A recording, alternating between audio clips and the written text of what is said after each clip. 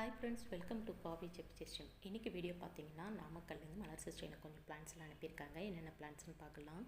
எனக்கு கலிடியம் அனுப்பியிருந்தாங்க. எனக்கு கொரியர் வரத்துக்கு 2 days ஆனதுனால கலிடியம் லீஃப் மாத்திரம் கொஞ்சம் வாடி போயிருந்துச்சு. அதனால் கட் பண்ணிவிட்டு அதை அப்படியே பாட் பண்ணிட்டேன். அதனால் இந்த வீடியோவில் எனக்கு காட்ட முடியல.